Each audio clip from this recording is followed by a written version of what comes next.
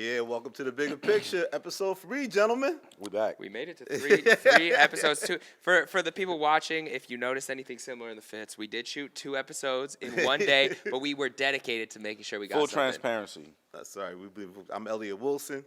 Jeremy Hecht. DJ Hed, West Coast. It's gonna be a great episode Let's because do it.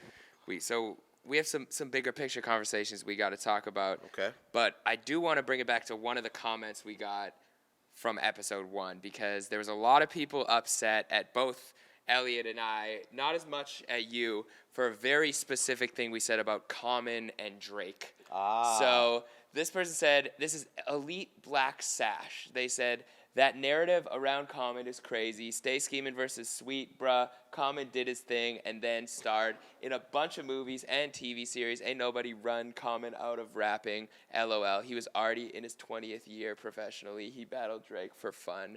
LOL. So we basically both said that Drake ran Common out of competitive rapping. We said it a little bit jokingly, but looking back at that battle, how do we feel about Stay Scheming? Sweet is underrated. I love Sweet. Sweet was an underrated. Was. He was talking crazy at the boy at the end of that joint. I was like, insane. Wow. I didn't even know. Before we even knew about Serena and what the issue was. I didn't even know what the fuck was going on. But yeah, I still stand by that. Like, yo, he stopped. Every album since then, he's not approached on some real competitive type thing. I am excited that he's cooking up with Pete Rock. So yeah, I'm looking forward to that, man. You know, I used to live near Common. We used to have an apartment building in Brooklyn. Not my Brooklyn apartment, not Kendrick. My Brooklyn apartment. Yeah. We used to live in the same building as Common. So Common's the homie, man. I didn't mean it to sound so harsh and mean, but why you think people play with Common like he ain't one of them ones? Like what? Why do you think Common doesn't? The bitchin' you, the bitchin' you's the classic. He brought it to Cube like nobody else ever. But I'm did. saying I don't think Common is mentioned in those conversations when you have those. Yeah.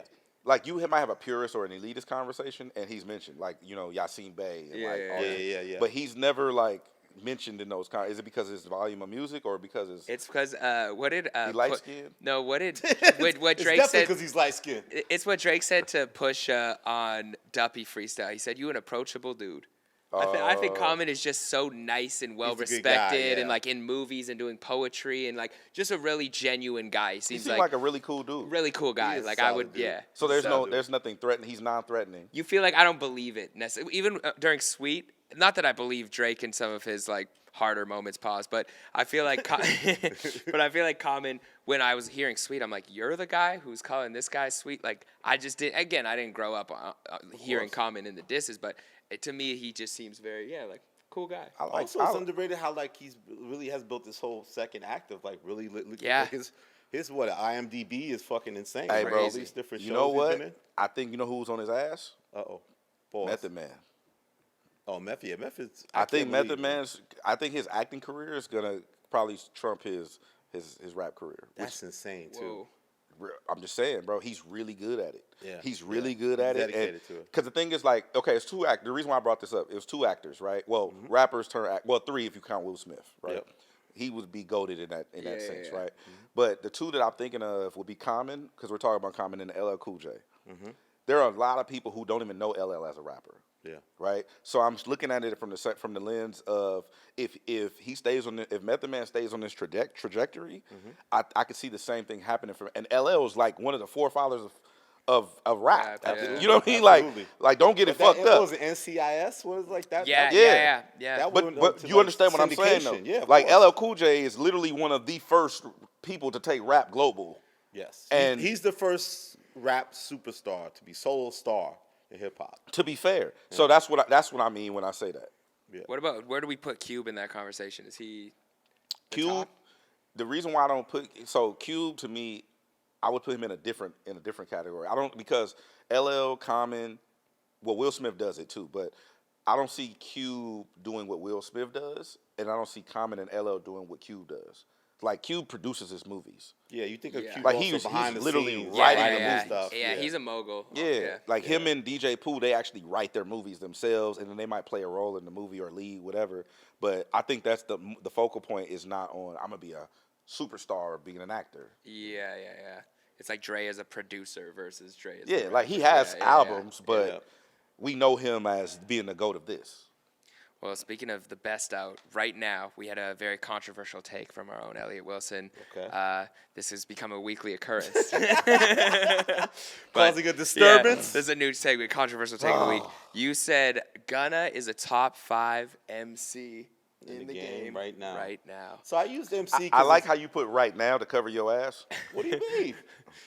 No, he also said that he's top 5 all time. You said you No, wait. I You, didn't No, say he didn't. No, but I think that I don't know why people don't give Gunna. It's weird because I feel like obviously Gunna's in the controversy in this, and obviously people talking bad on him and saying the S word and all that type of stuff. And now like the bandwagon's going the other way where I feel like people are giving him his respect, but I still think he's not mentioned like in that artist conversation that he could be potentially one of the new leaders. Like he's that consistent with his work ethic. Like that last album, I like even more than the new album. Basically told his story, you know, whether you like it or not, and everything was laid out on the table. And that didn't even get nominated for a Grammy. So I feel like in some ways he's very underrated right now. Like even though the work is there, the work ethic's there, the music's great, and he has his own sound. And I just think I want him to have the conversation. I use the MC word define to be that, triggering because, you know. To be triggering. To be triggering because, you know, when we grew up to MTV, hottest MCs, that was the standard. Obviously, to me, nowadays, people are just artists to me. They're not like, you have to be Mr. Lyrical Miracle. So I'm saying like he's a top hip hop artist actively in the top 5. So it's not necessarily, you know, lyrical or the bars The aren't music. the Yo, number man, one just thing. the music. Artist. He's making great music. This guy, Yeah. and he's got his own sound. I'm talking about the quality of the content, the music itself. Like we need to start mentioning him a little bit more in these conversations. I'm gonna be honest with you, Jay. I slept on Gunna. When did you wake up? Maybe like an album or two ago. Post snitch. Easy, Jerry. Easy. Post alleged. No. Post alleged. Okay, look, I slept on Gunna because I would always just put him in the thug bag. Like, it's another thug offspring, right? To be fair, like his sound is similar. He does have his own thing, and but to me, he just never did it as well as other people who I like had a similar sound. Like to be perfectly honest, I don't think anyone does the auto tune better than Durk. That's my own personal opinion, because Durk, the way he EQs his voice, you can still hear his voice. Right, That's true. Just right. You hear the pain. You hear it right through the auto tune, and everybody else using it, they either high or it's low, or they find their range, whatever, right? So to me, Gunna's always been in between Thug and Durk. Like Durk is here, Thug is here. I know that's gonna be controversial, but that's just my take on it. Like Durk is here, Thug is here when it comes to that sound, and then Gunna's like right in the middle. So it's never been exceptionally good, but never been bad. It's just indifference. But I think the difference between Gunna is that I agree with what you're saying. I also think the difference is, to me, it's like he's almost to me like a more focused Thug, like in terms of how he approaches things. I feel like Thug obviously has made a lot of great music, but besides what what was the one with the green cover? Just a little fun, just have a little fun. Yeah. Yeah, that album is his most focused album to me. But when you hear Gunna, his bodies of works, like the sequencing of his albums is very unique. And like to me, Durk hasn't to me delivered that type of record yet, or even Thug. I can see that. You know what I'm saying? Well, I mean, here's the thing, and I don't want to discount what you're saying, but if you look at a song like "All My Life," right? To me, that's what Durk and Cole, right? People didn't expect that from Durk. Yeah. Because Durk has never really been Chicago drill like all the way like everybody else would be, you know what I mean?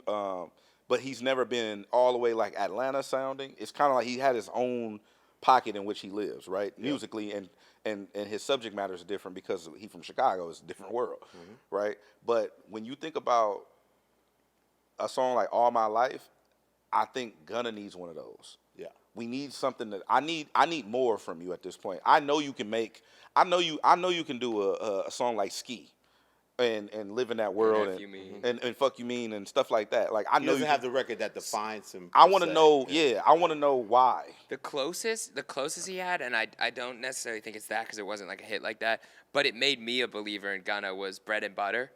Which he came out with right after all the allegations. Absolutely. Everyone's like, how is he going to put this into the music? And he came out and actually told a story to the point where I heard what he was saying. Yep. The bars were there, the metaphors were there. I was like, okay, I was sleeping on Gunna a little bit. Facts. So if that was maybe a more mainstream sounding song, it could have been like an All My Life. But I think he had to address that situation. But the potential's there. I think he could have one of those. I think he has potential. I don't want to discount his potential. And let's go back to obviously the elephant in the room, the whole snitching thing. Like, why do you feel like people, to me, have now don't push that narrative anymore? It's not like the music was good enough. Even though Future and Metro have this, or we don't hang with rats, new type shit, whatever. Like, I still feel like there's no country for that anymore. I feel like everybody's just saying, "Oh, this guy's good," and it's sad that Thug's still on trial. To me, it was always unique that he's still signed to YSL, right? Which we never seen. Usually, if somebody breaks up, hip hop history, it's like you ain't gonna still be on the label. So, yeah. You know what I'm saying? So, is Thug? Why do you think that Thug has never said anything publicly about whatever their relationship is at this point? And he has just let it ride. It's interesting because people around Thug have said different things, right? It was like Thug's dad, I think, came out and said that Gunna's always going to be his guy, that, they're cool. But I think it was Thug's sister, if I'm not mistaken, said something that might have been contradictory. And I don't know if that's the toughest part. I think fans are more confused than anything, and they like the music, and they'd rather just ride until something is said otherwise. They'd rather ride with it. If Thug came out and said, do not listen to Gunna, like, we do not fuck with each other, he turned his back on me, we had a deal, he did not hold his end, I think there might be more of that conversation. And to be honest, like, and this is I don't have any insight. Yeah, we don't know the street politics. I don't know what's going on internally. From the optics, from my standpoint, I think there's more to it than what everybody thinks. Yeah. Because if you think about it, right, you my mans, you I don't know if it was part of the plan, not part of the plan, whatever. The speculations are crazy, right? But you doing what you did, my homie said that he told. That's what my homies are saying, right? The homies that I know that are community leaders said that the activists, true gentlemen, community activists, they said that Gunna told, right? So based on that alone, he's excommunicated. Okay, I think by now we would have heard something from somewhere. Like you got to think with all the trials is a whole circus. Yeah, absolutely. You know what I mean? Like playing the lyrics. It's a whole circus. Okay, the dude sneaking the paraphernalia in, like the dude having amnesia. It's almost unbelievable. It's unreal. Okay. By now there would have been some sort of leak saying Thug is like fuck him or that's my brother, right? The fact that it's silence to me based on what I know about how these things work when it comes to close knit groups in a circumstance like this, it's like, oh, there's stuff we don't know and there's stuff we're never gonna know, right? Yeah. And to either where it's too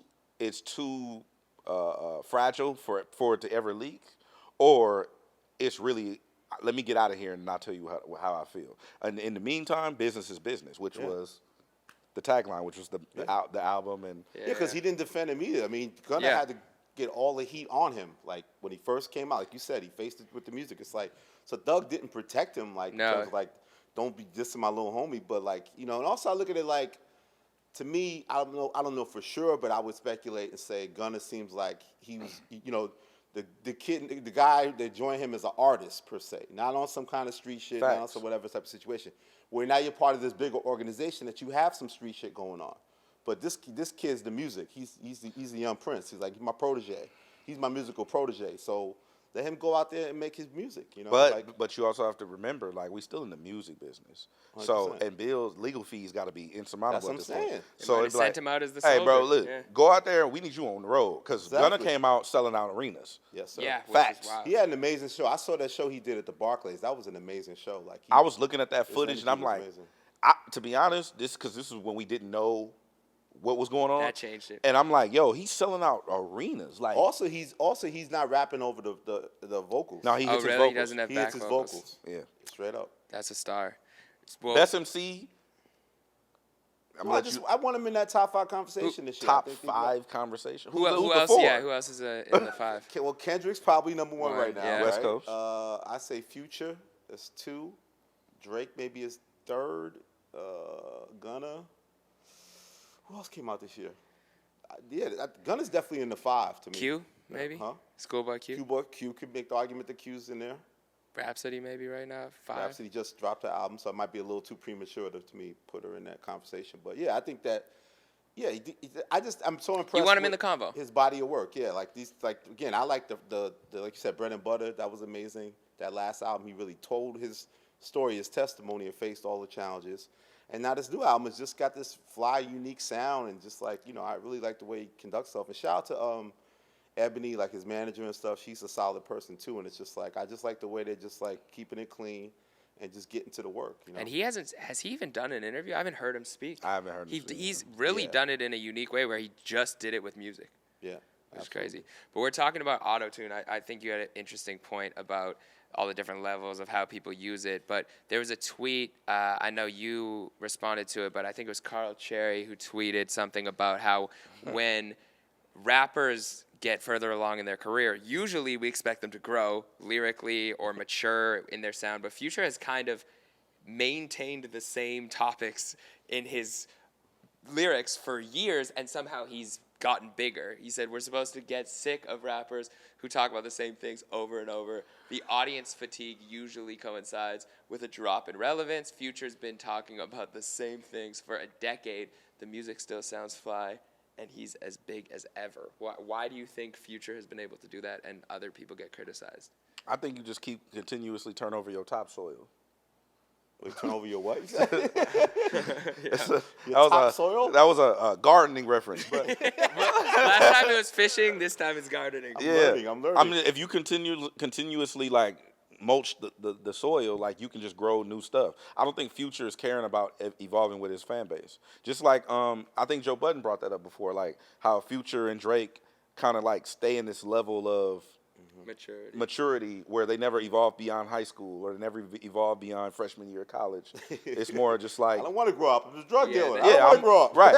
But it's like, so I think it has a shelf life. Yeah. But only if you don't continuously reinvent for the next crowd coming up. And I think Future does a great job at staying here with his subject matter, but then also pandering to that audience. New audience comes in rather than growing with your audience. Like if you look at other artists, Cole, even I'll give Drake some credit. He's evolved a little bit, not a lot, but musically, not antics, right? But musically, he's evolved, and then you got Kendrick, and you got other people who have matured in their music subject matter. The problem though is at some point you start to look crazy. You know what I mean? Because it's like, bro, you might get it. Because hip hop now, the age limit on hip hop has gone up. Yeah. You're no longer the old guy in the room. You're 40, or now you can be 50, and like people still Hove with the God did versus, like it's still like culture shifting, right? Yeah. So I want to know what a Future song sounds like when he's 45. Like, is it still like, is it, like I want to know, because to me, when you stay at that level, at some point you become the old guy in the corner. Like, why is he here at the 21 and over at the 21 and over event? Like, whose uncle is that type shit? But I think that the music's to me getting even better. Like that's why it works. It's like for him and Metro again to come together and make these both albums are great to me, very unique albums and different. The R&B side, more the hip hop side of it. I just think his voice, his delivery, even on that T Grizzly song, like the way he's cutting through with his verses, is like he keeps getting better as an artist. So I think that's what you really listen to. Like you listen to the vibe of what he's saying more so than being like, wow, the subject matter is very similar to the TS2 or whatever. Like, like I just think that he makes the bops, and like I think like he doesn't get that credit to me either of like.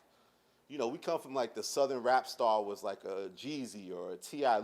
Like, where do you put this guy now? Because no one's had as long a run as he's had, right? Why don't we say he's the greatest Southern rapper of all time? I remember I did the GQ thing and we had a conversation about being an all-time great, and everybody went crazy. But it's like, look at the catalog, man. Look at the catalog. Look at the body of works. Where do you put Future in relation? I mean, you Jeremy. Where do you put Future in relation to the climate now? Is he the older, like, is he? He's not an OG, but he's not a YG either. Yeah, he's an interesting one. My thoughts on Future too shifted when I heard him say that he doesn't even do lean anymore. He doesn't drink. He caught a lot of heat on and I think that's why we look at the growth in the subject matter a little differently too. If he was really living that life and he was really, because even to Drake's point, he had that interview that went viral where he was like, you know, I still live this rap life. It was with you. The rap radar, yep. I live this rap life. Cole and Kendrick go home to their family, right? He's like, I'm still in the club. And it was almost like a weird flex. outside. Yeah. But at least to that degree, I believe what he's talking about to some point. With Future, it's almost like he's on the outside and he's like puppet mastering it, but doing it so well that it sounds so good that I'm like a little judgmental, but it's okay. All right, He's it still presenting sounds. you a lifestyle. Like Yeah. It's like. So do we expect authenticity in our music? I do. That's why I don't listen to Future that often. Do you expect authenticity in the music? I think it's still authentic in the story he's telling. To me, as a songwriter, and like the consistency of the story he's telling. If he doesn't do the drugs the same way he did maybe 10 years ago, he's still telling the story, like and putting you in that place of what he represents to it. Like he's sort of an enigma in terms of like how to. Again, You can't even box how him do you in, how do you pinpoint what he is? Is he an MC? But again, I just feel like just the bodies of work, the consistency. It can't be denied. Yeah. The reason why I brought that up is because, to your point, the people you brought up, right, like a Tip or a Jeezy, Yeah, celebrated as a Southern superstar. like Jeezy was probably the first person in hip hop history to tell on himself in real time. You know what I'm saying?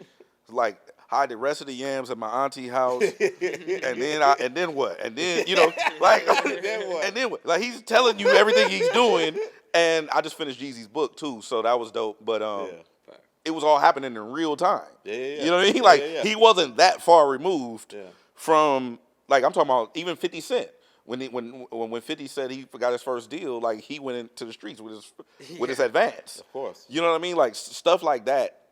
I don't necessarily require that much authenticity because I don't want to see harm brought to these brothers who are doing the music. And I would prefer Future not to do drugs, to be honest. No, exactly. But I'd like some growth somebody too. else's career. Like, it's crazy how he was able to overcome that too. Like, once he Yeah. that backfire, like that kind of thing could cripple somebody's career, but it didn't. In his No, case. he's still going. How do you guys feel about like the critique on Pusha T rapping about the same thing in every song? Is that something? Do you want to see a different side of Push? No, I think it's cool, like when people try to step out of their comfort zone and try different things as artists. But I'm also knock people who just deliver what their constant quality is. Like back in the day, I'm old. EPMD, they used to say they're making records the same way. EPMD is this, like, where's the different sounds? And it's just like, but that's what I want from them. Like, I think you can still have growth in it without having to experiment. I didn't like when Drake did Honestly Nevermind because I don't feel he executed it to the same greatness of his other albums. Right? You don't give a point just for the attempt. Yeah, I don't think this because you want to try to show range. It's great, it's applauded, but the execution has to be there. And I think if the Pusher or Future are centered on one dynamic and they keep delivering, then it's undeniable. Do you want to hear To Pimp a Butterfly from Future? No. I don't know what his growth would look like. You know what I'm saying? To your point, it's like whether he's an OG or in the younger generation, I don't know what I would expect from him. And maybe to your point, if I know what I'm getting every time I go to Wendy's, I'm ordering the same thing. Maybe get a different stuff. Do it? You know what I would actually like to see from Future? Remember when it was his first album and he kind of had a few pop songs on there? And then he like made that whole Miley Cyrus and he was like, oh, they tried to make me into a pop star or whatever. I would actually think it would be fire to hear a Future either R&B album fully, like he's done a couple times, but really go into it and make a love album and make it either pop or R&B. I think that would be fire. I don't want to hear R&B record from Future. I want to hear Future become a full-on superstar. I want him to do records with Miley Cyrus. I want him to do records with Doja Cat and fucking go full top 40. Full top 40. Yeah. Like I want him to be so crazy where he can do a Flow Rider record and he can do a Metro record and it'd be the same Future. Yeah. That would be fire. We'll see where Future takes it next. Speaking of taking it next, Cardi B recently made some headlines for a couple reasons. So she did an interview where she said she did not want to drop an album this year. After doing a lot of promo that seemed like she was gearing up for an album, She said, exactly, and I tell myself this all the time. This is in response to a fan. And I hate that I fall back and start interacting again, and it bites me in the ass. Anyway, no album this year, in caps. I don't care. I'm relaxing this year, dropping these features I already committed to, and traveling and enjoying my summer. She's really rich. So she is In case you very wanna rich, but there was a few people in particular who weren't super happy with this response, and we got the first ever label reply, to my knowledge, to a no album tweet where they said, Atlantic Records said, Cardi B's upcoming album is one of the most anticipated this year. We can't wait to put it out, even if we have to sneak into her studio and take it, with eye emojis. And when you reposted this on Instagram, we had a comment from Russ, who is no stranger to the major label market and being independent, and he said, "This is insane." LOL. So Mike Kaiser, Twitter fingers? Come on, Mike. You guys know Mike Kaiser, right? Yeah, he's on the Atlantic. What do we think of this? And do we think Cardi is actually gonna have to drop an album at this point? I feel bad because I'm a big fan of Cardi, and I think her last album was a classic. There hasn't been a great female rap album to me, full body of work since then. But yeah, I think the problem is that, Hecht probably speaks to this even more than us in terms of like the mindset of an artist and how do I roll out my stuff, and to me she's trying to set up this perfect rollout and it just hasn't all landed. Like the Enough record I thought was good, but it got kind of stepped on because Sexy Red's record, Glorilla's record were actually just better records, unfortunately. So like, fortunately, I'm saying unfortunately, but they were better records. So it's hard to build this sort of momentum and everything come to place and have this perfect rollout. I think that Cardi needs to pivot and just drop the album. We don't have to have the big lead single. We don't have to have the big build-up. I think that she's so in demand. I'd almost like her to just surprise drop the shit, and then you can shoot the singles and do everything after at this point. So I think that's what kind of Atlantic's saying at this point. Like, I'm sure they have versions of an album already that they've been working on for a very long time. So, I mean, I think that Missile is going to still come at the end of the year. I think, she has her moments where she's arguing with fans and you want to please your fans, and she can kind of get caught up in the emotion of that at times, but I think she'll still end up delivering the album this year. I wholeheartedly disagree with what Elliott just said. Okay. Because when you're talking music business, there's still business that has to happen around the music. And I know, like, we get caught up into the creative process and thinking that it's just art and, it's my expression in songs. And it's not that. There's a whole, you got to think, somebody like Cardi B, there's an entire ecosystem based around her. 100%. She, and this is, I'll unveil a little bit as far as music business, but Cardi B has a product manager. She has an A&R. She employs people. Yeah, there are people who make six figures based on the business of Cardi B. Mm-hmm. You can't just throw a record out. Like that day is over with when you are a star, even when you're a superstar or even a star, whatever tier you're at, there's business that has to happen around you, and that business has to be executed. If you look at, like, even during the quarantine, none of the big artists, major artists, dropped because there's a tour that has to go with that. And there are hundreds, if not thousands, of people who are employed based around the business of this person's album dropping, right? Yeah. There's people who do radio promotions. There are people who do digital promo. There are social media teams. There's, like, an entire ecosystem that goes along with you just dropping an album. So just throwing shit out, that's like... But isn't it hurting her, the idea that you have to have this big singles, like the old to me, that's the old way of doing things. Like, it is the old way of doing it. You can't do an album until you have the big first single and everybody's pumping it. And, like, stop and going so much with what she's been doing the past couple of years has hurt her. To me, the strongest entity would be to just say, fuck it, here's the album. Not without a plan around it. I'm not saying like that, like sloppily executed, but I just think that it's almost at this point, you have to deliver that thing. Because also a lot of times with these artists, it's just like, not even J. Cole, I think, is going through this, right? When you say you're going to do an album or people's anticipation, it's fatigue at this point. Because people have their own judgment of what they think it's supposed to sound like or what it's supposed to be. What's the fall off from J. Cole going to be like? I think it's hurt Drake in the past of like, hyping up the name Certified Lover Boy. What does this sound like? And I think that Cardi's running into a cycle now with this that I think is hurting her business. I disagree because people are going to get it, consume it when they drop it. It's every year people wait for this McRib to come back. And the McRib come back, everybody go buy the McRib. But at no point while the McRib is not sponsored by McRib. I'm just saying, at no point are people are like, oh my God, I need this thing. Yes, that's a microcosm of a representation of people who are online and are actively participating in the taunting of this project dropping. Yeah. The Gen Pop, they live in their life, and they're gonna get it when it drops. It's not like I don't like the sense of urgency. Like even when I'm in the studio with rappers now, and they're like, "Man, I gotta get it out. The fans need it." Who needs it? Tell me who needs it. Who are you talking? When you say they are waiting on me, who is they? How many people are they? Well, I think it's twofold though. Okay, there is the bias of us all thinking that we're more important than we are. I forget what the study was, but it's like you're in a classroom and you think everyone's like looking at you and no one is even paying attention to you. It's just you. West Coast. So that is a point. But the other point that I think does matter with the anticipation is, yes, the general population isn't thinking about Cardi B on a daily basis. Do I need an album? But let's say Cardi does drop the album.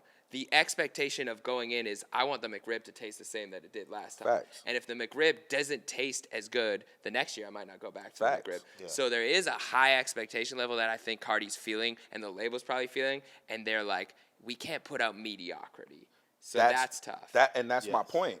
You can't just, this is what I'm feeling, I'm going to just throw it out. Because then what happens is you get people who sit on the bigger picture and critique your art that you just threw out.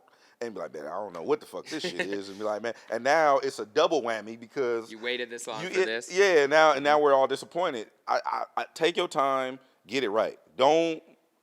And me personally, I talked to Charlamagne about this too. I don't know if he talked about this publicly, but me and him had this conversation where we both think that Cardi probably shouldn't drop another album. Like she should just. Yeah, he said just singles. Right? Yeah. She just drop records, and I think Cardi is beyond the point of an album at this point. Cardi B is a global superstar, right?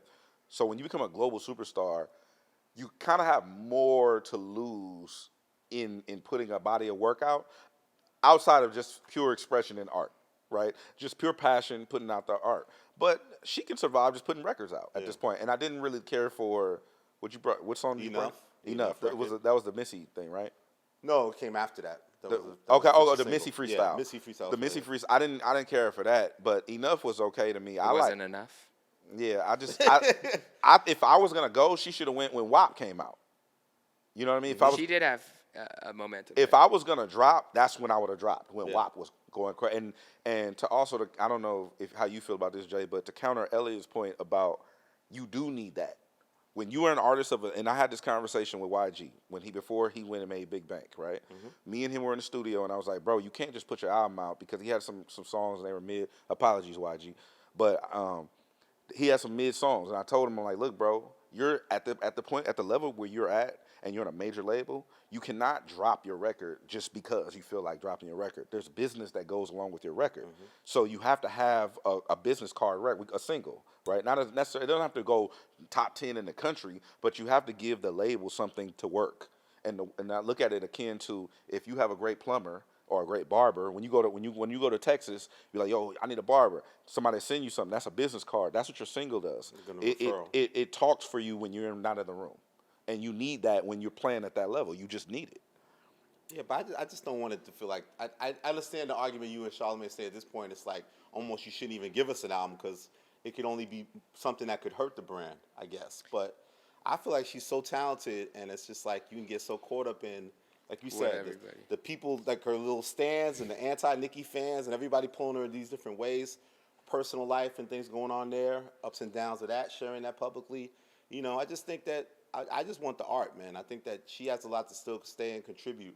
And I wonder how much do you guys think that just the landscape of like all these different female artists have kind of like make her maybe feel like she may have missed her moment, right? Because now we do have a Sexy Red, we do have a Glorilla, we have these women out here making some kick-ass joints. Like, is it almost like she missed her turn of doing this? No, she kicked it open. Yeah. It was just Nicki and everybody else at one point. Of course. It was just Nicki. Nicki was the one, right? Absolutely. And then Cardi came, and then I think Cardi did a better job at ushering in the girls. Yeah. That's just From my Stallion on and everybody. I will say one time Nicki got mad at a video that I wrote that made that argument. I was making the argument that I didn't think Nicki did the same thing that some of her counterparts did, where they brought people on, did features. But I was re-looking at that, and this isn't just because I got hate from the Barbs. Okay, this isn't me just flipping. She actually has done, at least over the last few years, a really good job that I don't think she gets enough credit for of hopping on a lot of songs. And there are a lot of problems, obviously, that occur with rappers, too. But she's done features for people and brought them into her world, too. Now. Was that, I couldn't remember, when did that start, though? Was that after? Now. I don't want no smoke. You think Cardi influenced it? I don't think first? Cardi influenced it. I think that Nicki didn't do a great job at ushering in the next wave. And I don't know what I'm not her. No, I haven't. I've never had a conversation with Nicki Minaj, right? But I think that from the optic standpoint, she could have done a better job at ushering in a new wave of women because Nicki is by far the biggest female rapper ever. But Nicki's 50 Cent. They're from Southside. They're killers. They're queens. She want to be the competitive fire. I think was what it was. Cardi didn't come in to me as competitive. The competitive nature of Cardi was just to prove that I'm not some VH1 chick. I take this music seriously. I'm gonna put my work in, and like you're gonna take me serious as an artist. That was her fight. Nicki's fight was to be. I want to be the Drake. I want to be the biggest in the game. I want to stand next to these dudes. I murdered Kanye on the joint. I want to set that standard. I want to be the. So she wasn't trying to like. We are the world. Anybody. Yeah, she was barring up. She was bullying. Like, yeah, that is and the competitiveness of that might have actually affected when there wasn't room for that many because we can say that there was, but there really wasn't. Yeah. There wasn't room in the eyes of the audience or the radio or the labels or whatever it was for that many female rappers. So when she got her spot, she might have actually thought like, I gotta hold on to this spot because as long as I can. Not. Yeah. And we hadn't seen a female artist in that might ever take the success to that higher level. Like Lil Kim had a run, obviously, like from the era in the '90s and stuff. But you look at Nicki's run. I mean, it was unprecedented. No, we've never seen anything like Nicki Minaj, and to her credit, she's done a great job recently of contributing and participating, and that's a criticism that a lot of people give, her in the past. Same thing with, you can even say Kendrick for that matter, like not participating in the culture like on the level that we would like him to, but it is what it is. Yeah. No, shout out to Nicki and shout out to Cardi. And I hate that you can't be a Nicki and Cardi fan. Yeah. You can. I like them both. I know, of course. I think we all do. But you know how the weaponizing. They got to do a 30 for 30 one day about motorsport. Let me tell you, motorsport is one of the craziest moments in hip hop. Let me tell you something.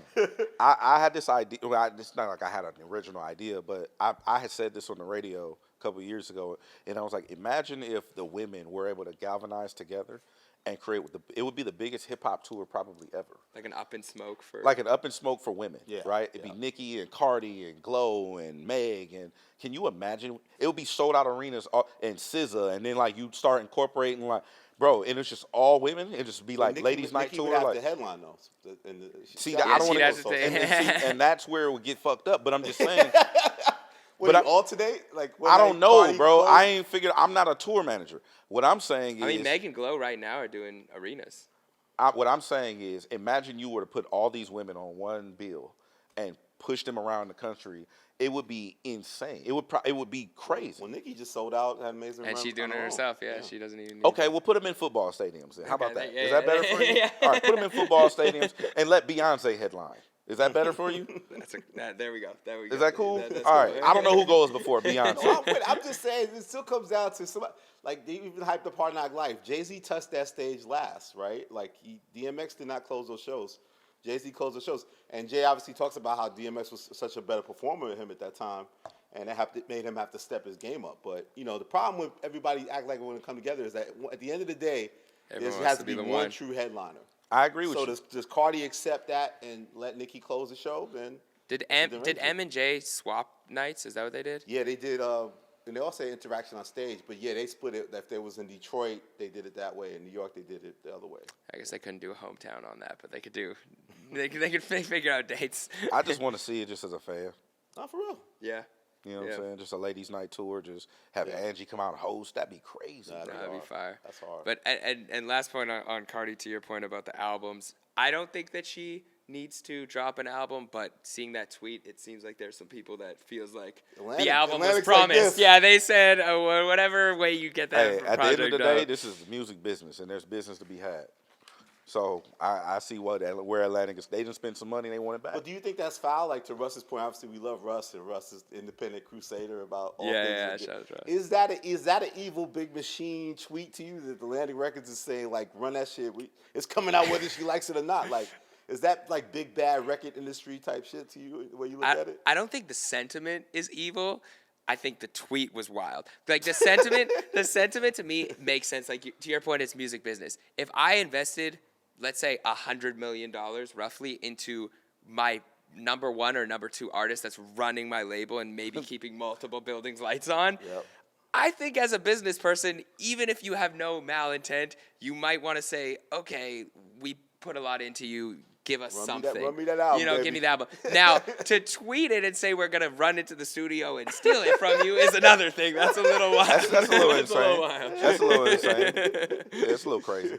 But I enjoy corporate pettiness. That's one of my favorite. I scenes. like corporate pet. I like when McDonald's will tweet Wendy's Arby's. or Art. Like I like that shit. You ever see the clip? RP Chris Lighty, great manager. It was him about with Tribe Called Quest. It was just like, give me a record beat, because Q-Tip would be just always fine tuning shit. You know how this get. I'm sure you dealt with a head of like, when is the artist like finally gonna let this thing go and ready to bring to the world? And it was like he's like I went to the studio, man. Give me the record beat. Give me the record beat. Like I had to take it from Q-Tip's hands and just plow it out to get it to the people. That's how it goes sometimes. And sometimes the artists are not too, because it's the artist's art, but very protective over their art. And I used to, when people used to get on J Electronica, I shot him some bail, because it was like, I say that there is a courage in creation, right? Of putting it out, like letting that out to the world, like especially in this era where they're gonna tell you right away if they like it or not, or have memes about it, take your lyrics out of context, make these jokes, and just get their shit off. So there's a courage in creation. So I don't want Cardi to be kind of crippled by this courage of creation. I want her to just tell the story. I just want the records, Cardi. Just give me the bops. I'm good with that. I'm cool. Invasion of Privacy is a classic, bro. What BPM do you want in this one? What I want Cardi? I like Cardi between 65 and 85 BPM. Okay. But I really would like to see her on something that's 100. What are some records in that? Like all her stuff is between around there, but like Up, I really like Up. Up is producing double time, but Up is 82 BPM. Yep. So I really like Cardi in that pocket right there. Like G-Eazy, No Limit. I like her in that pocket. That's like 87 BPM. So I like her right in that mid range. Get that rap nerd on. We got the BPM. Yeah, we got the BPM. There's somebody's in the comments right now. Oh, I hate that BPM. But so the next topic is actually twofold, because you brought up J Electronica. I thought it was funny. But so Rapsody, I recently interviewed Rap her. is back. Rap Shout is out back. Rap. Shout out to Rap. I say that she has the rap album of the year so far. Damn. Okay. That is my How do y'all do current- this?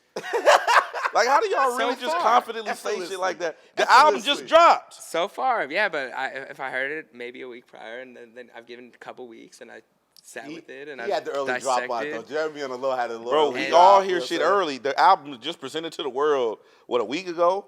So I'm saying as of right now in this moment, I could change my mind. Okay. Platinum in the Hecht household. Yeah, man. exactly. It's true. So Platinum in the Hecht The household. Hecht household is crazy.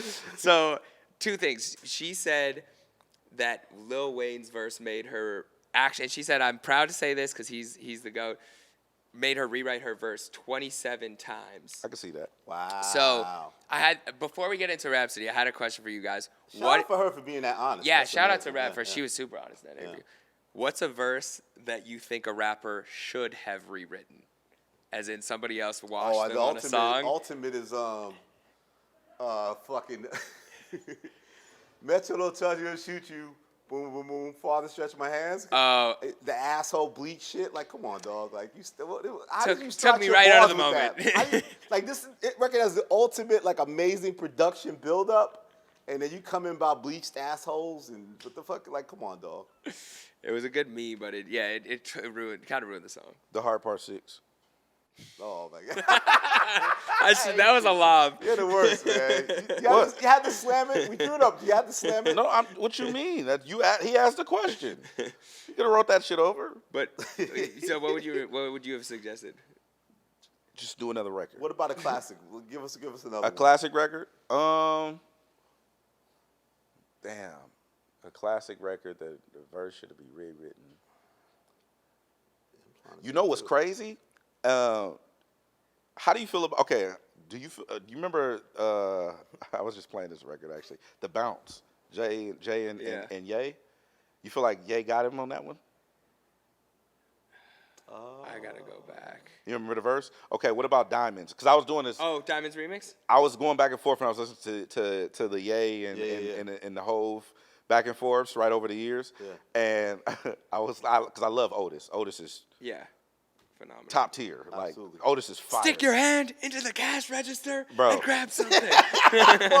Bro, Otis is so fire to me. Like I really wish that would have went differently because that back and forth is top tier Absolutely. MCing, right? But the Diamonds remix, I feel like Hove like kind of did he ate obliterated him, he obliterated Ye. him. So Ye, I don't even remember Ye's verse on that. But you remember the businessman line, no matter what. Even that verse was crazy. Yeah. I used to hate that era, like the Blueprint era, used to act like that Jay was on decline and Ye was here and Jay needed Ye and all this type of stuff to get hot again or whatever. Like, and I remember going to the drone shows. I don't know if you guys remember, like, they would split the stage and like one guy would be on the main stage and one guy would be the backstage. And that was the first time I felt so good as more of a Hov fan than a Ye fan. Like, it was the only time I had seen a card mostly that the crowd was looking the other way and not looking at the main stage more. So I was like, oh, Hov still got it. Like, it was split, but more of the crowd was looking towards Jay, and then instead of looking on the front stage where Ye was at. So I feel like Jay actually got washed by Kanye a few different times though. Monster. Okay. Never Let You Down. Run This Town. What you mean? Run Never This let you Town. down. Never Let You Down. Jay comes in and is completely off topic. He's just talking about being top of the charts. It was like out of Okay. So it was a good verse. So to be fair, he probably didn't even listen to the record. That was Ye's first album. You know what I'm saying? I know. So listen to your artist's album, maybe. Pay attention. You're supposed Like, he probably even listened to that verse, listen to the song. He's like, yeah, pull that shit up. They say something like, Ye got to be doing this bullshit. Yeah. He kind of insults the shit. And he tries to come back with a second. I'm like, I don't know. But, okay, my pick for rewritten verse, Jay Electronica on Control. Oh, yeah. Because I think it was so it was a good verse. He got all biblical and spiritual, but I always joke that if you were to premiere Jay Electronica's verse from that song today on the radio, it'd be a brand new verse. I have never liked anything that Jay Electronica's ever done. Don't do that. Exhibit C? Don't do that. I say what I say. He's one of the greatest rappers that never was. He's one of the when he raps. No, this is what I mean. And what I said was bad. No. What I said was inflammatory, right? Hold on. Hold on. What the fuck? Hold on. Let me explain. I want the comment section. Which take was do crazy? your thing. You know what I'm saying? Do your thing. Let's go. Listen, what you mean? Listen. Let me clarify that. Jay Electronica, when he rapped, when he was putting things out into the world, was, in my opinion, one of the greatest to ever touch a mic. Flows, lyrics, metaphors, tone, everything you'd want in a rapper, he had. Now, I say greatest that never was is because we never got to see his full potential. That's what I meant. We never got to see the debut album. We saw the Jay album, and we heard, help him finish that right? album. That was a Hov mixtape. It was a whole mixtape featuring Jay shit's Elec. hard, too. It was I don't hard, know, yeah. but and actually, what you said was interesting because Jay Elec says it on that album where he said, "What I forget the actual bar, but he says like, what do you want me to put this out just for you guys to judge me?" Like I thought he was this mythical, godlike creature who went back into his room and only came out when the world needed it. But that made me think maybe there was actually insecurity because of what we're talking about with Cardi B, the pressure of being so highly touted. Courage of creation, you know. Okay, so I said. Yeah, let's get back to you. So I said I have never liked anything that Jay Electronica has ever done, and my man said the greatest rapper that he's never the was. greatest rapper that never was, and I know they're gonna tear me apart for what I said. That's crazy. Of course. That's insane. You need to explain your Electronica take. about to make a diss I'm just not a fan. fan. I'm just not a fan. You're a fan. You like fuck that shit. But he's such a enigma. He's in Mexico, I believe, right? Rory from Rory. Oh yeah, Mall yeah. is Did you his just sign manager. him? Yeah. It's like Rory manages Jay Electronica. Rory manages Jay Electronica. Wow. Yeah. What? Okay. Different. That's crazy. I That's have crazy. questions. I just want. Well, we'll be sure I to don't want send him the say too much. clips. If I speak, I promise I will not speak. Nah, he's definitely managing them. Okay. Well, shout out to Shout out to Jay Jay Elec. Elec, yeah. Shout out to Jay Elec. I respect him. I don't know him as a person or a man or I don't know. I listened to the whole mixtape that came out. That's disrespectful. I listened to the project that they did, the joint project that he did with Jay Z.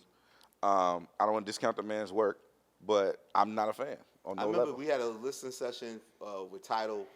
That that's when the world shut down when that album came out. Yeah, it was the day of, I It was think. the day of, so we were supposed to be for the readers and listeners, subscribers and stuff. So then it was like, fuck, it got canceled, and like we just decided to still just go to the studio. Like, so Elec was there, Hov shows up, and we're just playing the record. And I remember Big Sean comes in. He's the only guy who's got like mask on and like gloves and stuff. He's like, y'all ain't got no gloves? Y'all ain't got no mask? Like he was ahead of the COVID wave that this shit was coming. Like we were all drunkenly like dapping it up and slobbing on each other and turning up and partying and stuff like that. Then it's pause. Rewind. Nah, like, just excited, like high-fiving and just kicking it. And then next thing you know, it's like the world End of the changed. world. Let's shut the world down. They're trying to shut the world down, man. How could you say he's not the great man that he is, man? You know what's crazy, too? I interviewed, it was a producer, G-Rai, who was working with Hit Boy at the time, and he said that it's a wild photo of him, right? Yeah, they did Jay like crazy on that one. With the smile. But I feel like there's only like 3 Getty images of Jay because he never pops outside. But G-Rai said he was in the studio as Hit Boy, Nas, Big Sean, I believe, and who was it? Maybe, and I think Jay Electronica came in, and I can't remember. Okay, I'm gonna mess up the story now because it was either Jay Electronica heard a Nipsey Hussle verse that made him leave the studio, or, which I'm rolling with for the sake of the story, Nas came into the studio, heard a Jay Elect verse, and it was so mind-blowing that he had to leave the studio. That sounds more feasible at Hit Studio. Yeah, okay. Yeah. So, I mean, Jay Elect might have some stuff in the tuck that might make you a fan. You might actually I doubt it, but I'm willing to listen. Okay. But I seriously doubt it. Is that what? That's fucked up? No. No, it's a take. Your truth, brother. Gunna top. We have Gunna top 5 and Jay Elect bottom 100. I'm just not a fan. It's not personal. I'm just not a fan. I don't. When I listen to my big homies was listening to Exhibit C at nauseum, and I don't understand why this is so great. Maybe it's beyond me. Maybe I'm just a dumbass. Yeah, it's like what people used to joke about, like Cole fans. Like, yeah. You don't understand. Yeah. You don't get it. Complexity. Yeah. You didn't hear what he said. Get off my dick. That shit was crazy. Okay, let's talk about what everybody is a fan of right now. Rap album of the year. I gave my pick, but who do you guys have? I know it's early in the year, but as of this moment, if the year ended, who had the best project of 2024? It's about halfway through the year. It's too early, bro. Like I'm still listening. Who had the best of the first half? I'm still listening to Rapsody. I mean, you guys haven't heard Vince Staples yet, like. Oh yeah, Vince. Oh yeah, we gotta talk about Vince. Like, come on, bro. Like. Vince might be out by the time this comes out, right? When does this come out? Mm-mm. Oh yeah. What does it drop next Friday? He's dropping this Friday. Oh yeah. Oh yeah. So the Vince. Okay, so we'll reconvene on the Vince Staples album, but it'll be out by the time. Okay. So you've heard it? You've heard the full album? You haven't heard. It's some shit coming, bro. So all right. You can even use the unreleased. What exists out? You know what? It ain't a controversial take. I'm gonna just go. So far, I'm gonna go Rapsody, maybe Future. You got to put Future and Metro in there at some point. Which one do you like? I like the first one. Prodigy, yeah. To use Prodigy the way they did. I like the first one. It's just the second one was like, all right, bro. Like, God, damn. Like, you gave this man 2 albums. You know what I'm saying? Like, damn, bro. That shit slaps though too, man. It was good, yeah. Too. But I just want the first album, Future Metro. Yeah, you got to go to first. That's yours. But I like. I'm still listening to it, obviously, but I like the rap album just because I like what she's talking about. I can't wait to sit down. I'm supposed to go to the studio and talk to Rap because she said something on the beginning of the album, and then later she kind of contradicted herself. And so I'm interested in hearing where that came from with the duality. I don't want to spoil it, but I don't want to give away but there's a lot of duality in this album from Rapsody. I like that she's making, like, she got a couple bops on there. You know what I mean? I like that she's extremely vulnerable, talking about her insecurities. Yeah. To me, it's like an evolved rap. It's still rap. It's still Rapsody. Yep. She's doing what she does, but to me, she's taking more risks, and she's putting herself out there more so than we saw. I haven't saw this really. I mean, obviously, she's only dropped like 1 or 2 projects over the span of the last, I don't know, 8 years or whatever. But Layla's Wisdom, we got to see how dope she is. Yeah. This one, I think we're getting to see who Rap is. Who she really is. You know what I mean? And her government name. I know she says it, I won't put it out there, but we get to see that side of her, which is dope to me. Yeah, you got to respect the growth. And you said Future Metro? I'm still doing Future Metro. I just thought it was dope. Again, man, these the Southern leaders, man. I think Metro's the best producer in the game, I've said before. And those 2 bodies of work are dope, like very different. But that first album, the way they utilize Prodigy is sort of like this muse from a bunch of Atlanta dudes, like it just is ill, like real hip hop. I think that time Hit Boy said about what's the line he said about Shout Hit about how I never heard Metro Boomin do boom bap or some shit. Yeah. And then you hear the Everyday Hustle like William thing, like he to me inspired that. It's like it's pure hip hop. Yeah. It's been a good year so far. Also, I got to shout out School by Q. That was up there for me. Yeah, shout out Q. Let's go to your interview real quick. The Instagram clip. So I thought that was funny because we were talking even off camera about how they were really serious about this blocking thing when it comes to Daz. Yeah, Daz was really Daz, serious. yeah, man. Shout out to Chuck Dizzle, homegrown. We got to sit down with the Doggpound. That's in its entirety. The only one that exists with all three with Snoop in it too. Okay. And they were gracious enough to have us at the compound. Shout out to Fuzz and everybody. But we were talking at before we even started to do the pod, we were talking and Daz was like, yeah, she's like, I didn't want to see nothing from these dudes. Like, Daz is. That's my big homie, but Daz is kind of problematic when it comes to Like, and I was telling him, I'm like, every time you get online, you either beef with somebody, it costs you money, or you got to call the attorney.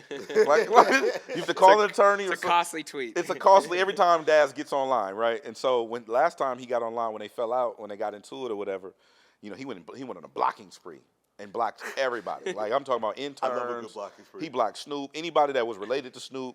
He blocked wives, cousins. He blocked Corrupt. He blocked Corrupt's wife. Oh my God! Like he was just blocking people, like on Instagram. Like block. He blocked Fuzzy. Like he blocked Fuzz. He blocked Fuzzy, bro. Oh God! And so the thing is, it was just a running joke, and Snoop was laughing about it, but he was like, "No, Daz was dead ass." Like he was so serious. Like he just anybody that was standing next to Snoop, related to Snoop, had anything to do with the assistant, blocked everybody.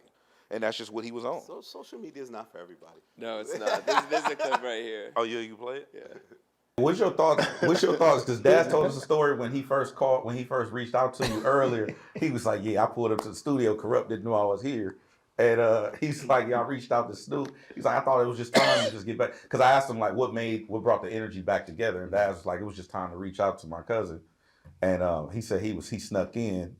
And Corrupt came in and saw him sitting there like, "Oh, you snuck in here. Okay, cool." But what was your thoughts initially? I know it wasn't like a thought that we were going to go in and do a project initially, but what was your thoughts initially like when he first reached out, like, let's do some shit? Well, my little brother had passed away, and one thing about my little brother is that he loved the fuck out of Daz. And he loved us together. And to honor him, my mission was to, I started calling family members after that. And, he was calling. Yeah. He was attacking me. Oh, that's killing you. Yeah, because they know we supposed to be together. We got family that love. Me and Snoop, we cousins, but we like brothers. We grew up together. So family know that we family. So when we not right, they know we not right. Oh. So and they don't want to pick sides. Yeah. Like they supposed to. Fact. So when I reach out to them, I'm like, man, y'all get Daz. Let's figure it out. So me and him get on the line, and we communicate. And I'm like, man, come over and see me. He come over. I'm like, damn, Corrupt is in town. Good, come over. Because we all need to, but I didn't say Daz was coming. I just was like, just come over. He in there. This is the first thing he say. You blocked me, Delmar. Wait, you blocked Corrupt? That nigga blocked 100 niggas on That nigga's a great... Oh my God. You petty on social media, Daz? I didn't see nothing that had to do with That nigga Daz blocked even niggas that didn't have nothing to do with that bro. He said, man, why Daz blocked me? I said, because you was standing next to him. Yeah. That's it. Well, you know standing next to Snoop, I'm blocking it. I stood next to Snoop, because you blocked me. I'm just going on the road and all that shit, so I'm like, blocked Fuzzy? Yeah, I blocked Fuzzy. Yeah. Hey. What? Corrupt. Hey, we all we got. Look, we all we got. Hey, nigga blocked what's wrong with this bro, man? What's wrong with Daz? Nigga blocked my wife, man. Do that, exactly. That's crazy, bro. We family. You blocked Fuzzy? Yes. Corrupt and his wife. He blocked my wife. You blocked his wife? My wife ain't got shit to do with shit. That nigga was like, oh, Yo. Dog hit me and said, Corrupt, it's time to come back home. Let's roll. Daz doing is petty, this. bro. And then next thing you know, I said, okay. I called in and I told Daz, hey, I don't want to be cutting the grass and see how cancel good a time these everything. niggas having. Dog, right? So I said, man, the dog called. Whoop, I said, Delmar, get ready because the champ's going to be calling you. What? Okay. He's so nice at first. Okay. Boom. The next morning, I'm blocked. My wife is blocked. I said, this nigga here, cuz. He wasn't even mad. I said, man, yeah, dog called, cuz. Get ready. He's probably going to be cool. And then I get on my iPad that ain't, Connected. and I can look at everybody's shit. Oh, you got a burner account? You got a burner account. Yeah. That's your petty, bro. What's wrong with you? You block everybody. So my question is, who have you guys blocked as rappers, artists, and which artists and rappers have blocked you? I know you got that follow from Drake, obviously, but have you ever stirred it? Hey, you see that knife how he dug it listen, into? I know. I'm sorry. Twist that knife, Jay. You know, Twist that for just him. just a little poke. But anybody else who Scars and you've pain. made up with now, but at one point had blocked you for one reason or I another. think I blocked Jay Electronica recently. Got on my nerves. Because you didn't like his music, right? No, he was getting, he gets it. That's what. Oh, but he also has a little weird thing with Kendrick too. Let's not forget that Yeah, he part. does, Okay. So he sent me some weird thing about Kendrick. So it was something about one of the songs, and I was saying how one of the K-Dot records was dope, and he was saying how it's not my opinion is this, and he started going off on me like talking down to me like he's the music authority. So I blocked him. Sometimes you gotta just clear You it up. blocked Jay Electronica? Well, I unfollowed him. Did I unfollow him or block him? I just Mute. got on my nerves. Shout out Jay Elect. Shout out Jay Elect after you blocked him. It's crazy. Yo, it's crazy. Yo. No, you know how active I am on social media. But I used to pride myself that I'm not blocking nobody. Like I could take Yeah, this. you I can got handle thick it. skin. I'm not. But now you saved me halfway. I'm on dad. I'm like dad's type of time, and I block everybody. I do, and then I'll do a video like of innovative way of showing me blocking the person. I'll follow them, then unfollow them again. I'll save their tweet. I'll just do all these weirdo stuff. Antagonize and then block them. Do a block party. I don't think I blocked anyone. Never. I mean, not anybody that's notable. Like, I blocked a couple of people that were the trolls. But, like, Have you ever been blocked? I'm that you pretty know? sure I've been blocked. This girl blocked me, but she's not famous. Was it like Rihanna blocked you? Nah, it was a girl. She blocked me. But other than that, I don't think I've been blocked. I don't really do anything inflammatory other than share my opinion, and my opinion usually is rooted in truth. This show might get you blocked for West the Coast. West Coast. West Coast. You might get blocked by Jay Electronica, actually. Really? I might be the Just only 'cause one able I'm not to a reach fan. Jay Electronica. So here's the on this thing. podcast. So here's the thing. If I'm not a fan of yours and you block me because I'm not a fan of yours, how would that then make me a fan of yours? It's not. It's actually going to make you less of a fan. That's actually like by deductive reasoning, it doesn't make sense. That's true. Once you bring deductive reasoning into it. West Coast. So, West Coast. Okay, another thing from your interview, too, that I thought was an interesting conversation was Snoop buying back Death Row, and you guys were talking about why it meant so much. Yeah. And so I want to play the clip, but I also afterwards want to get your guys' take on label ownership, especially Facts. black label ownership, and artist-based ownership of labels and where we're at kind of in the landscape right now. Bring this full circle back because from what I've seen and heard so far from the rollout, and I know the album's gonna be phenomenal. How does that feel like putting this together, coming back, 3 decades later? I'm gonna tell you how I feel. Not to speak for everybody, but when I first bought Death Row, I know it fucked everybody up because it wasn't a good feeling. Death Row didn't have a good feeling in everybody's mouth as far as what we did and the work we put in. So I know it kind of rubbed people the wrong way, but my mission was to clean it up, to get everybody back in position, and to just help everybody do the shit that we was meant to do when Death Row was created. So once I got it, it took me about 1.5 years to clean that shit up and make it respectable to where people would smile and shake hands when they see Death Row, and all sorts of people could always represent it and not feel like they're gonna get beat up or none of that shit. Just all that out of the equation, and then the next step was bringing the family back. Like the original members that were still here, that's still alive, whether it's Daz, Corrupt, Rage, RBX, the people that the foundation to this shit when we started. And they all in good health, good spirits. So my job as the leader and the owner of Death Row is to go get everybody, to put everybody back in position and do things for them to show them that this is the way it should have been done. We're not gonna worry about what we can't fix. We still here, God giving us opportunity to keep doing what we do. And if we stay true to what we do, people gonna love it, they gonna enjoy it, and we're gonna still be able to be who we are. Like, who we are, like individually, not collectively, but individually. That's what made us dope. Is that everybody brought something to the table, and now we get a chance to set the table again and let everybody bring something to the table. What's dope is to Snoop's sentiment, like I don't know if I should, but RBX, Rage, they're on the album. And to his point, you know, that's a real thing. You know, that's important to him. And Snoop has been on this super positive wave. Like we talked a bit off camera, and he's really on this like all-encompassing positive, pushing positivity. That's kind of what he's on. And so him buying the label was significant in a couple of ways. For me personally, is because I'm from LA and Death Row, like even take it or leave it, whatever you want to, however you want to feel about what Suge did and how he did what he did. You know, Death Row Records is a legendary, it's a staple in hip hop history. You know, they sold 65 million records in just under 6 years. That's insane. These are hard copies, physical CDs. You know what I mean? Like people had to go to the store and buy 65 million of those. That's insane, right? That's something that you have to give credit where it's due, not just to Suge, but to everybody, the label, the attorneys, the artists, the producers, whatever. But then the second part to me was tenfold because of the back end, and that's something we also talked about. Go check out that interview with the Doggpound on Homegrown. But the back end is a lot of important stuff in there because Daz produced a lot of them records.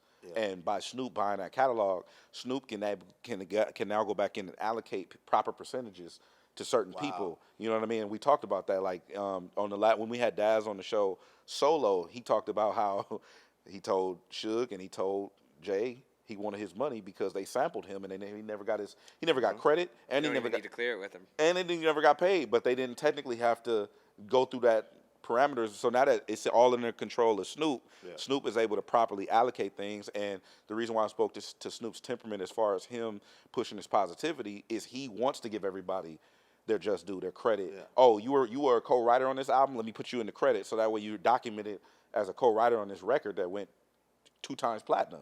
You know what I mean? Stuff like that. Because the business was never done right. The business was never done correctly, according to them. Right.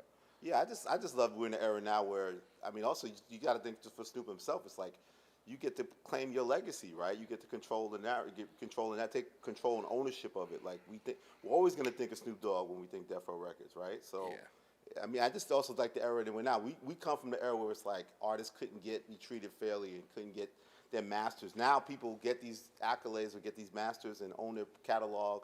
It's not rare anymore. It's almost like you should be empowered like that.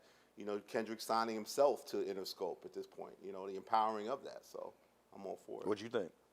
I thought it was amazing to just see somebody take that leap because obviously Snoop has a million other things that he's doing all the time.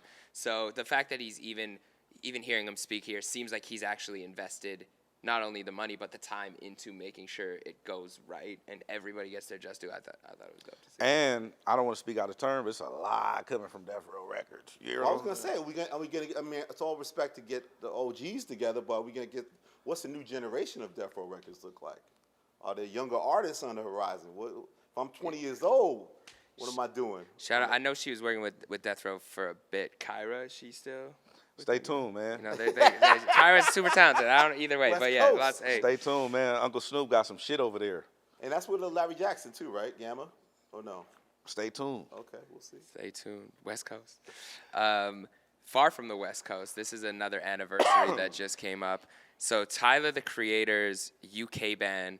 It's the 5-year anniversary of it being lifted. But I thought that was not only one of the craziest things to ever happen in hip-hop where he was legitimately banned from another country. I know it's happened, you know, a couple times here and there, but I wanted to just give Tyler his flowers, but also get your guys' opinion on where he stands kind of in this next generation. He's not really an OG. He's not really in the middle child class. He's kind of right after them, but he's also grown to be one of the biggest artists in the game. Where does Tyler have a place in this next generation of hip-hop? I think he's a leader, but he does it his own way. I remember we had him on the Rap Radar podcast. I tried to coax him into big free talk. Yeah. Like, tell these motherfuckers you better than all of them. Like, but I think he wants to have his own lane. And he clearly doesn't try to, like, fit in. You can't get – I've tried to literally try to, like, that sort of competitiveness in him and talk shit to him.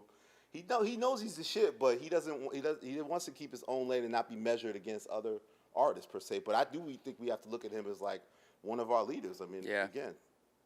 He's definitely one of the leaders. He's definitely one of the leaders, and I'm gonna be honest with you. I don't even know if I've said this publicly, but like we didn't embrace Tyler. Yeah. You know, West Coast, right? from a LA. I don't want to say from the streets, but a lot of my lens come from that vantage point, right? Yep. We didn't embrace Tyler coming up, and we always looked at him like, oh, he's the weird guy. He's more an outcast type of person, right? And you know, I've actually said this to him on the air, like, you know, apologizing to him as far as him not being welcomed and embraced in the new wave of shit that was happening in the LA hip hop scene. Yep. Because Our Future had their own thing going on. Yep. Like it was like, but then to be like, and then to counter that though, where we are from, me and my people, like we're from the east side. I explained this last time. Like they're from the west side. Like we didn't even go over there because it was just a whole nother world over there. Like not from a weird standpoint, but when you in LA and you got to ride a bus through, I got to ride through 13 different hoods to get over there to Fairfax. Like I'm not doing that, and we don't have cars, so it's kind. And LA so spread out. It's just geographically and climate. So they took advantage of the internet because we came up doing hard physicals and out the trunk, bootleg, DJ drama style type shit, right? Whereas they utilize the internet. Them, Our Future, TDE, Dom Kennedy, Casey Veggies, like that whole wave, Pac Div, UNI, like all them, they utilized the internet to their advantage, and it worked out for them.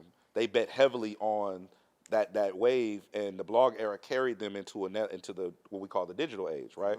So with Tyler specifically, I always avoided him because I just was ignorant. You know what I'm saying? Much to like the industry would treat him when he first came in with the fucking video with, I forgot the name of it. And to be fair, he tried to be, he played the anti-hero he played it. role. He played that role, but to me, being closed-minded, that's not something we played with in my household. Like I never played with sacrilegious images, or that's just not what we don't play with that type of shit. So to me, when he first came out, I was immediately turned off and never gave him a shot, right? This is all the way up until like when they started moving as a unit, like Frank Ocean came in, and there was this whole like, and then you had Sweatshirt, like a bunch of different people who came in that wave where it's like, oh, they're actually talking about something and they have something to offer musically, is when I gave it a shot, right? And I know I speak for a really large set of people, especially from LA, who we didn't embrace him. So to your point, when you were like, yo, people didn't give him that credit and people didn't really look at him like that, they didn't initially, and that he has every right to pop his shit and feel how he wants because he did it his way. You know what I mean, like that. And then the second to your point, second point to what you were saying, Jay, as far as Tyler is a leader, right? Because he represents a certain people who don't represent the same same set of people that other people represent, right? So Tyler is a leader in that way, but I think the way he goes about composing his music, no one's fucking with him on that level. Like no one was thinking, let me go get DJ Drama and do an album. You know what I mean? Outside of Drama, he always wanted to do his album, but nobody was doing that. Yeah. And now, like, it kind of reinvigorated the Drama shit. And then when it comes to even the way he does his shows, like his shows are crazy. Yeah. He's like, his Coachella set? Insane. Popping out. Nobody's doing the stuff that Tyler's doing, so I want to give him his credit. Also put a lot of people on, you know? Like built a whole movement, you know? We don't get the Frank Oceans, we don't get all these people. And to be like the leader and also become the star. You know, people thought it was going to be Earl Sweatshirt or Free Frank Ocean. Like, he ended up being the bigger star of that whole movement that he created. Yeah, right? And it's interesting, too, because we talked earlier about people wanting acceptance from hip-hop culture or the mainstream culture. I think Tyler did want that approval, but the way he went about getting it wasn't overly obsessing over it. He just went and made great music. He went and elevated his craft. He went and made a better album and a better album and a better album and did his sonics and his production the way he wanted to do. Even with the Drama thing, like he was like, oh, I want to be the best rapper out.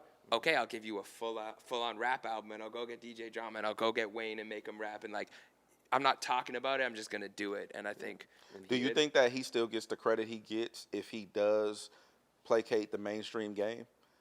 Because I think Tyler gets a lot of credit for.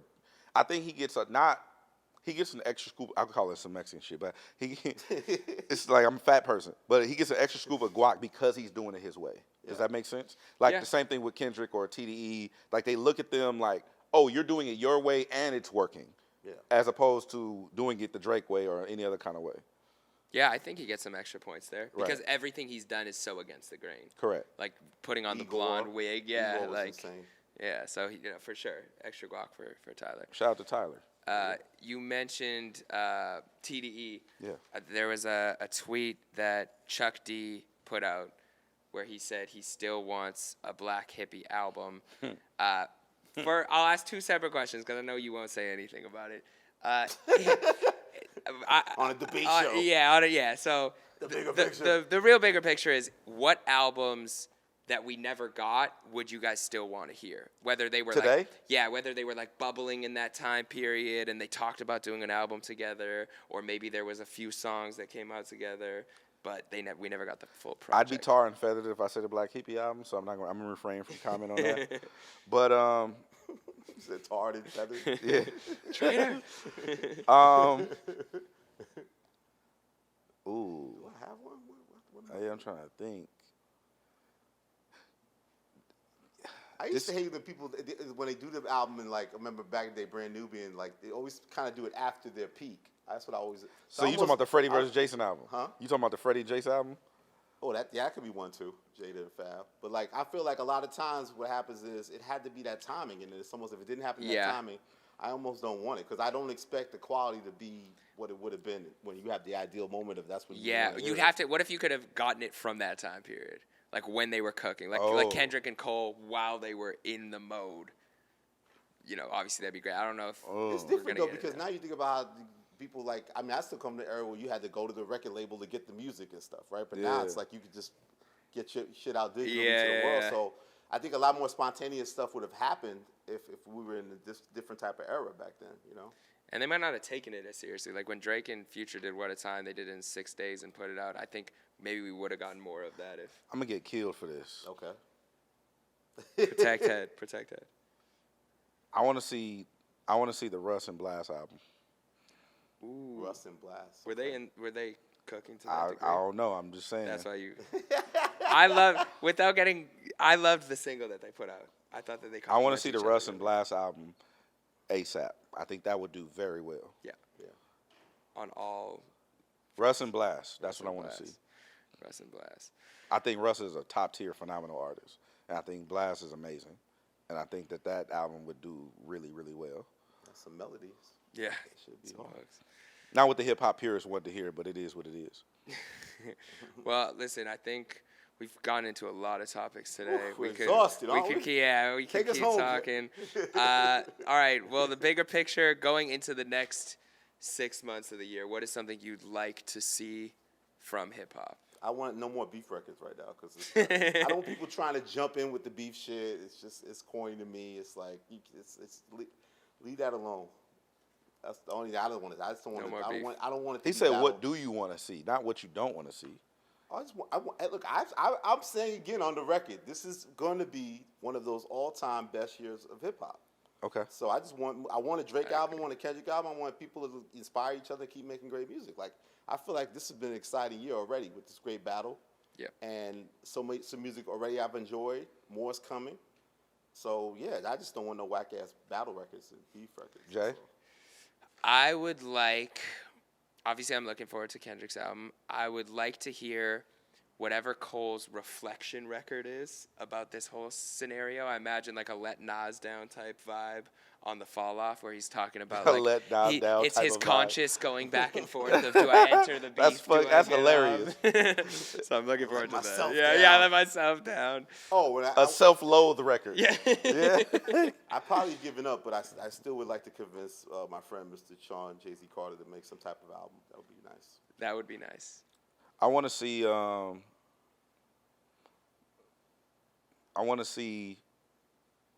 I want to see this Roddy record come. I want to see this K Dot record come, and I would love to get a lot of the newer artists like looks with the OGs. You know what I mean? Those Like, type of collaboration. yeah, I want to see some more of those collabs. Like, I want to see, you know, not even, it don't even gotta be OGs. Like, it don't gotta be Snoop or E40. You know, it could be G-Eazy with you know, somebody that's younger on the come up. You know what I mean? Like he did with Cardi B with No Limit. Cardi wasn't global when she That was a big went. record for her. People forget that was a big That was That it went still number one. spins. It went number one in the country. You know what I mean? I mean, top 5 on the Billboard Hot 100. But I'm just saying, like stuff like that. I want to see. I kind of miss. You know who I miss outside? Ferg. Yeah, me too. We could use a summer for ASAP. We could use an ASAP mob. I said Ferg. Okay. Okay. ASAP. I said Rocky. Ferg. Also, people I don't want to hear no more vibes. And people I don't want to hear no more vibes, bro. and people Give me get- bops all summer. I'm outside all summer. I want Ferg all summer. We want to be turned up all summer. I want Plain Jane. I want all that. I want turned up all summer long. love that. I don't want to hear I no want vibes Rocky- until I want November. Rocky to deliver an album of his full potential. I would love that too. No vibes till November. That's what I want. No. I want slappers, blappers, blammers, and bops Hey, until don't November. sleep on Rocky. Can what's that? Praise the Lord. That's a. I said Ferg. I know, but I'm just telling you, Rocky about can Rocky? make a What about banger. Rakim? I know you're I like. counting him out. I'm not counting Rocky out, but Rocky he's style and he rich as fuck. He is. You know what I'm saying? Like, he don't like. I need some struggle in my music. You know what I'm saying? Go find some struggle and make another album. Yeah. All right. Well, we're excited to hear all that. Yes, Another yes. episode of The Big Picture. If you're commenting, let us know what you want us to talk about next time, and we'll read your comments. Yeah, bigger picture. West Coast. Peace.